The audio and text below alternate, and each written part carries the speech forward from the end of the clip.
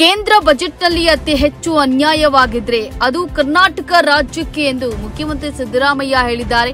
ಕರ್ನಾಟಕಕ್ಕೆ ಅನ್ಯಾಯವಾಗಿಲ್ಲ ಎಂಬ ಕೇಂದ್ರ ಸಚಿವರಾದ ನಿರ್ಮಲಾ ಸೀತಾರಾಮನ್ ಹಾಗೂ ಎಸ್.ಡಿ. ಕುಮಾರಸ್ವಾಮಿ ಅವರ ಸಮರ್ಥನೆಗೆ ತಿರುಗೇಟನ್ನ ನೀಡಿದ್ದಾರೆ. ನೀತಿ ಆಯೋಗದ ಸಭೆಗೆ ಉದ್ದೇಶಪೂರ್ವಕವಾಗಿ ನಾನು ಹಾಜರಾಗಲಿಲ್ಲ, ಬಹಿಷ್ಕರಿಸಿದ್ದೇನೆ.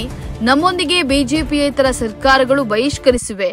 ರಾಜ್ಯಕ್ಕೆ ನ್ಯಾಯವೇ ಸಿಗದಿದ್ದ ಮೇಲೆ ಆ ಸಭೆಗೆ ಹೋಗಿ ಏನು ಪ್ರಯೋಜನ ಅಂತ ಹೇಳಿ ಕೇಳಿದ್ದಾರೆ. ನಿರ್ಮಲಾ ಸೀತಾರಾಮನ್ ರಾಜ್ಯಕ್ಕೆ ಬಂದು ಸುಳ್ಳು ಹೇಳಿ ಹೋಗ್ತಾರೆ. ಈ ಬಾರಿಯೂ ಅದನ್ನೇ ಮಾಡಿದ್ದಾರೆ. ಇಲ್ಲಿಂದ ರಾಜ್ಯಸಭಾ ಸದಸ್ಯರಾಗಿರುವ ಅವರು ಕರ್ನಾಟಕದ ಋಣ ತೀರಿಸಬಾರ್ದಾ? ನಾವು ಮನವಿಯನ್ನ ಸಲ್ಲಿಸಿ ಹಲವು ಬೇಡಿಕೆಗಳ ಬಗ್ಗೆ ಪ್ರಸ್ತಾಪಿಸಿದ್ದೆವು. ಅದ್ಯಾವುದಕ್ಕೂ ಅನುದಾನವನ್ನೇ ಕೊಟ್ಟಿಲ್ಲ. ಕರ್ನಾಟಕದ ಹೆಸರನ್ನೇ ಪ್ರಸ್ತಾಪಿಸಿಲ್ಲ. ಇದು ಅನ್ಯಾಯವಲ್ಲದೆ ಮತ್ತೇನು ಅಂತ ಹೇಳಿ ಪ್ರಶ್ನೆಯನ್ನ ಮಾಡಿದ್ದಾರೆ.